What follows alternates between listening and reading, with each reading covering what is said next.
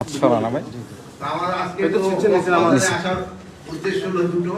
একটা আপনারা জানেন যে বিজিবির এখানে ফ্ল্যাগ রেইজিং একটা সেরিমনি আছে, প্লাস আমাদের এখানকার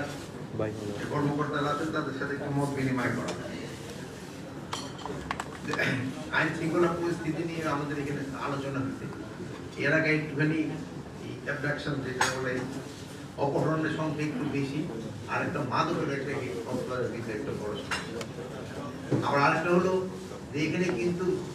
পর্যটকের তো আমাদের মেইন আকর্ষণ তো কক্সবাজার, তো এইটা যেন সবসময় ভালো অবস্থায় থাকে, এটা কিন্তু আমাদের সবারই দেখা দরকার এবং এটা আপনাদের সাহায্য সহযোগিতা দরকার। এই ক্ষেত্রে আমি আমাদের একটু ইনএলিভেন্টও হতে পারে যে আপনারা সত্যি খবর প্রকাশ করেন। গতকাল একটা প্রথম আলোতে আপনারা দেখছেন, একটা সংবাদ দেখছেন না, একজন মহিলা কিন্তু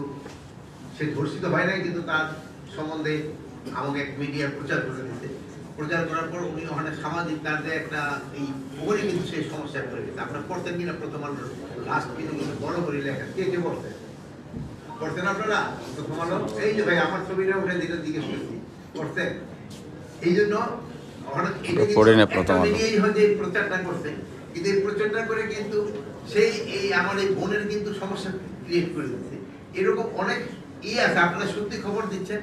আবার মাঝে মাঝে কিন্তু এই আপনাদের এই দুই একটা এই খবরের জন্য কিন্তু সমাজে কিন্তু একটা অস্থিরতা দেখা যায়। এই জন্য আমি আপনাদের অনুরোধ করবো,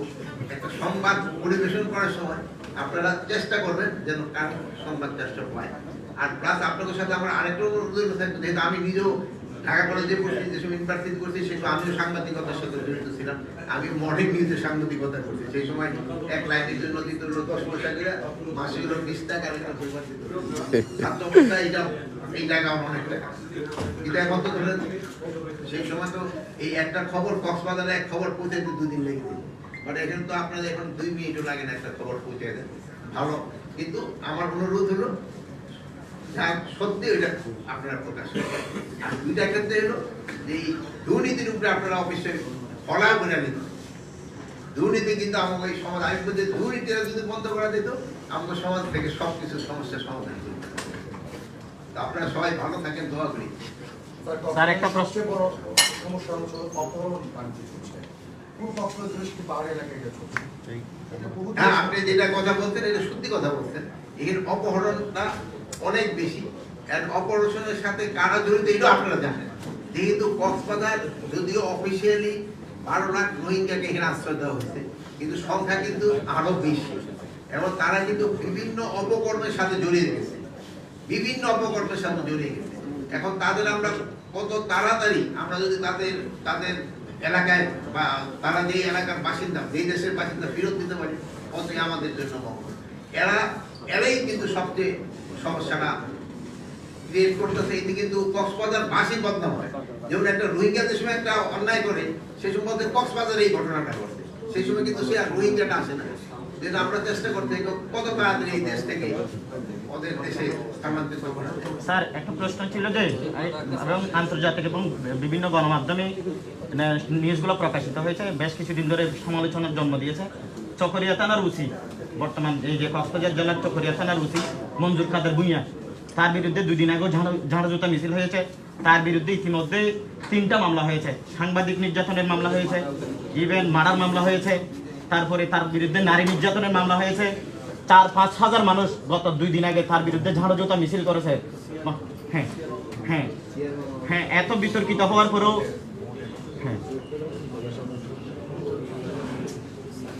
স্যার, এত বিতর্কিত হওয়ার পরেও একজন ওসিকে এবং ঊর্ধ্বতন কর্তৃপক্ষরা কোনো যে সমাধান নেই নাই।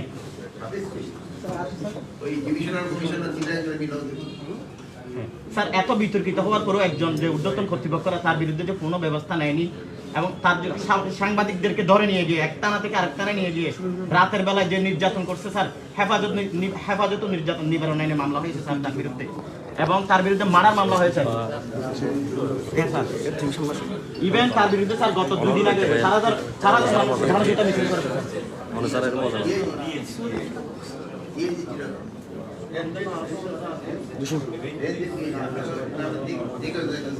স্যার আরেকটু প্রশ্ন, মনসুর আর দিও না, জসিম প্রশ্ন করবে একটা, জসিম একটা প্রশ্ন করবে। আপনাকে লিঙ্ক দিয়ে দেখেন আপনার কোনটা ধরে কিনা একজনের তো বললেন আমারও কোনো নাম্বার আছে এই যে বলতেছে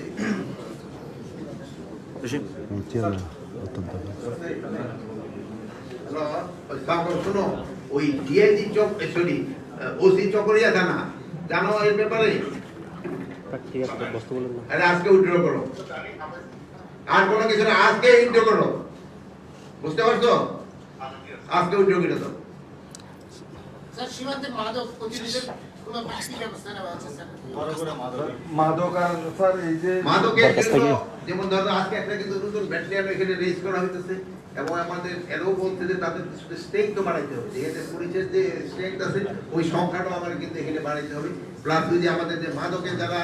আছে এই তাদেরও কিছুটা আমরা সংখ্যা বাড়ানোর চেষ্টা করতেছি তবু আপনারা জানেন সব জায়গায় কিন্তু লিমিটেশন আছে সংখ্যা বাড়াতে তো একটা ফাইন্যান্সিয়াল ইনভলভমেন্ট আছে এটা তো সহজে তো পারা যায় না একটু দেরি হয় বাট আপনি এই উইটার করছেন তো এটা তো সত্যি কথা স্যার আমি ছোট করে দুইটা বিষয় জানতে চাই আমি দৈনিক যুগান্তরে কাজ করি আমার নাম জসিমউদ্দিন একটা হচ্ছে রোহিঙ্গা ক্যাম্পের যে অপহরণের কথা একটু আগে উঠলো আমি বারবার অনেক জায়গায় আমরা বলবার চেষ্টা করেছি এই অপহরণের সাথে প্রশাসন জড়িত কতিপয় সোর্স এবং কতিপয় প্রশাসন ব্যক্তি জড়িত এই যেই অভিযানই করুক না কেন সেই অভিযানে যখন ধরেন 12 জন 14 জন একসাথে অপহরণ স্যার একটু না না দরকার নাই এসপির ক্ষেত্রে আপনারা যুগান্তর থেকে কিন্তু রিপোর্টটা লিখছিলেন এরকমই যারা জড়িত তার নাম দিয়ে রিপোর্ট স্যার আরেকটা আচ্ছা ঠিক আছে আরেকটা বিষয় দলীয় বিবেচনায় কক্সবাজারে অপরাধীদের ছাড় দেওয়া হচ্ছে কি র্যাব কি পুলিশ সবাই ছাড় দিচ্ছে অস্ত্রবাজদের একেবারে অভয়ারণ্য পরিণত হয়েছে কক্সবাজার সদরের মতো একটা জায়গায় কিন্তু আপনারা কোনো ব্যবস্থা নিতে পারেননি এখনো পর্যন্ত দলীয় বিবেচনায় দখলবাজি ছিনতাই রাহাজানি সব হচ্ছে দলীয় বিবেচনায় যেন তারা কাজ না করে এই জন্য অলরেডি আমি তাদের ইনস্ট্রাকশন দিচ্ছি এই জন্য এখনকার যে পরিবেশ এই পরিবেশে কিন্তু তাকে কাজ করতে সবচেয়ে সুবিধা কিন্তু তার ক্ষেত্রে কিছু কিছু লোক আছে তারা এখনই ভবিষ্যতে কে আসবে তাদের তেল দেওয়া শুরু করছে এই তেল দেওয়া যেন বন্ধ করে এই জন্য কিন্তু স্যার আমরা শুনি ডিআইজি মহোদয় কল করেছে স্বরাষ্ট্র উপদেষ্টা মহোদয় কল করেছে উনাকে ধরা যাবে না উনাকে ধরতে হবে এই মামলা নিতে হবে এই মামলা নিতে হবে না এটা কোন ধরনের আচরণ বলুন যে আমরা কাউরে বলছি কিনা ধরা যাবে না না আপনার কথা আসতেছে না কিন্তু এই যে ঊর্ধ্বতন থেকে কল করে যে এই মামলা নেওয়া যাবে না এই মামলা নেওয়া যাবে এখন হলো মন্ত্রণালয় যাই ঘটে ওই দোষটা চাপে আইসা ইসের উপরে কি বলে উপদেষ্টার উপরে কিন্তু এখানে তো বাহিনী যেমন আমার কৃষি আছে স্বরাষ্ট্রতে হলো 10টা বাহিনী আছে আপনার কৃষিতে প্রতি 17টা হয়ে গেছে মানে আপনারা ওই ওনাগর সমস্যাটা কিন্তু আমাদের কাছে আসে কিন্তু অনেক সময় আছে যে সমস্যাটা আমাদের কানে আসতে দেরি হয় যেমন ধরেন এই যে যুগান্তরের যে রিপোর্টটা আসছিল এই রিপোর্টটা তো ধরেন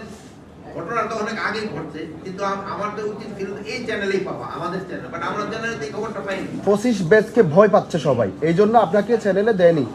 25 ব্যাচের যারা আছে পুলিশের এদেরকে ভয়ে অন্যান্য পুলিশ সুপারদের যে 25 ব্যাচ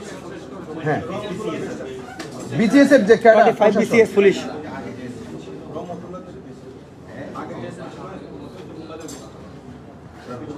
এরা ভয় পাইলে যাই যদি আমরা স্যার আপনাদের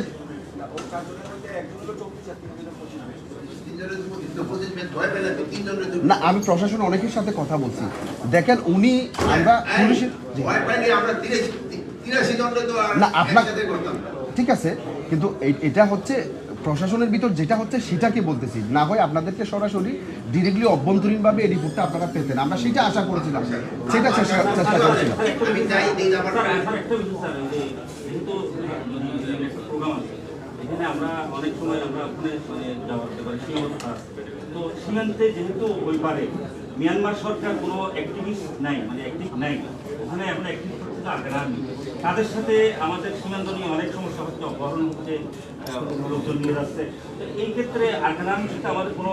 ফর্মাল বা ইনফর্মাল কোনো আলাপ আলোচনা হচ্ছে ব্যবসায়িক কোনো আপনি তো এটা কারেক্টলি বলছেন যেহেতু সরকার হলো মিয়ানমার সরকার আর পুরা বর্ডার বেল্ট দখল করা হয়েছে আরাকান আর্মি এখন হয় কি দেন ওই ইসের থেকে যেটা জিনিসপত্র আনার সময় সীমা মিয়ানমার এলাকা ধরে ইসের থেকে মাল আসবে শীত হয়ে থেকে মাল আসবে ওরা হচ্ছে ট্যাক্স নেই আবার এদিকটা ক্রস করার সময় আরাকান আর্মিও নেই এটা একটা ডিফিকাল্ট সিচুয়েশন এই জন্য কিন্তু হাই রিপ্রেজেন্টেটিভ করা হচ্ছে একদম খলিলুর রহমান ভাই দিয়ে মানে উনি উপদেষ্টাদেরই সমমর্যাদা এটাকে কিভাবে সলভ করা যায় এই জন্য সরকারও কিন্তু কাজ করে। এটা একটা বড় ধরনের সমস্যা। এটা তো এই ধরনের সহজে তো এটা সমস্যার সমাধানটা করা যাবে না, বাট আপনারা চেষ্টা করতেছি এটা কিভাবে সমস্যা আপনাদের বলা যায় যোগাযোগ জনগণের সাথে রাখতে হচ্ছে, ফর্মালি এবং ইনফর্মালি। আপনারা ভালো থাকেন, দোয়া করেন। সকলকে আন্তরিক ধন্যবাদ। আপনারা